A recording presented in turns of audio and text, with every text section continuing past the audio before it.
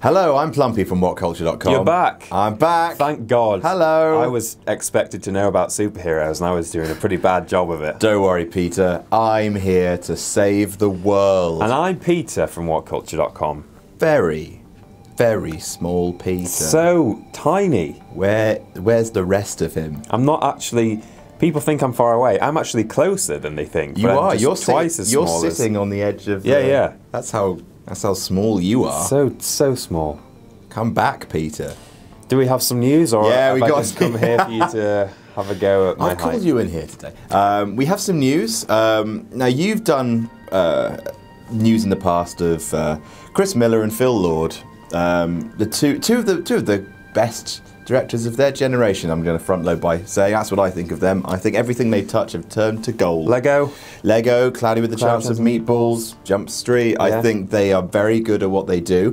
But it turns out they're not very good at making friends with people who produce Star Wars movies. Yeah. Oh, Doctor. Because I thought you were going to say they're not very good at making Star Wars movies. I think it is actually the problem. They're not good at getting on with the people who make those decisions. They have a different process to the Star Wars producers. And hey, maybe they would have made an amazing Han Solo movie, but they have been fired. So no, they won't be doing that. Ron Howard's going to do that now. Yeah, if he lasts. Yeah, it's the phrase troubled production has been thrown around. Yeah. And we can actually go into reasons why they were let go now.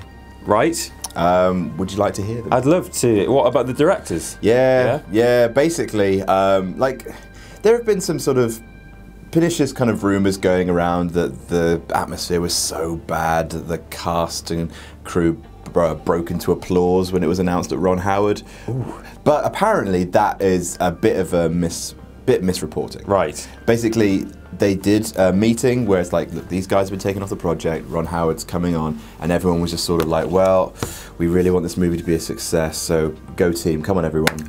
A light smattering of golf clap. Yes. Right? So that's what the applause is. Anyway, here's what happened. Right. So it basically was always going to end in tragedy. Right from quickly into the shooting, things had reached a boiling point. Right. Basically, Lord and Miller work slowly, and they work in a sort of improvisational style. Yeah. Anyone who's seen Jump Street will know that, hey, these guys are a bit looser with their live action stuff. It works sometimes. It really does. Yeah. It really does. Jump Street 1 and 2 are amazing. Yep.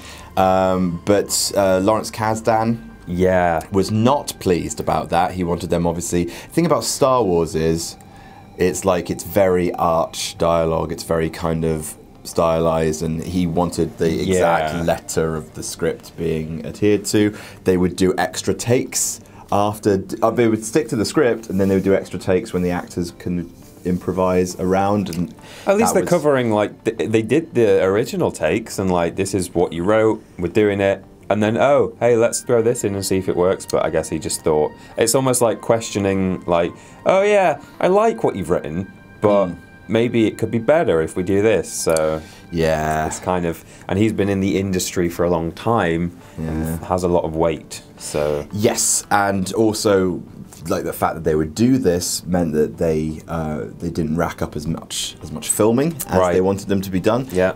Like, they would do like something like 3 to 4 camera setups in a time, where Star Wars apparently wanted them to do 12 to 15. Right. So that's not on schedule. Kind of an issue with the budget there. Yeah. On the other side of things, Lord and Miller said they'd never been, like, they felt creatively stifled, that they have literally no room to maneuver. They were resistant to Lawrence Kasdan being on set, which is what happened with Rogue One. Tony Gilroy, I believe it was, went on set, and Gareth Edwards was very receptive to him. Right. Obviously because, you know, Gareth Edwards was, I think, trying harder to play ball. Sure. Maybe. Whereas Lord and Miller maybe they feel like they don't need to.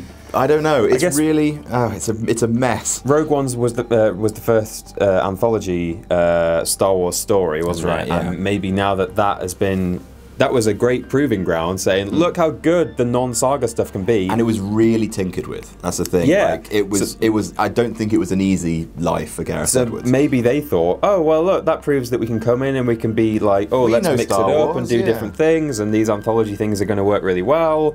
but you can't really just march in and, well, I mean, who am I to say? But yeah, and like it's a lot of this is kind of it's just stuff that's been reported from both sides. It sounds like it was simply just a mismatch of styles. Lord and Miller were just not suited. They're like, if you want directors who are just going to do what you say, that's fine. But these guys evidently they want a bit more creative freedom. Right.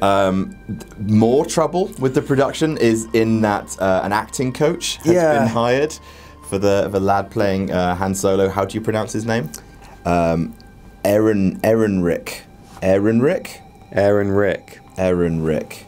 Aaron Rick. Aaron Rick. Aaron Rick. Mr. Aaron Rick. Mr. Aaron Rick. His first name, Alden Aaron Rick. That's not a real name. That's like a Star Wars name. Yeah. That's a guy who drinks in the cantina. Alden Aaron Rick. Yeah.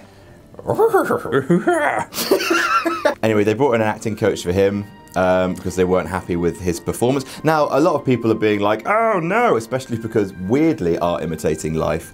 Aaron Rick was in Hail Caesar by the Coens. Oh yeah. And in that movie, he played a really bad actor who needed an acting coach. Oh God. To walk him every step of the way. But the thing is, his performance in that movie is really, really good.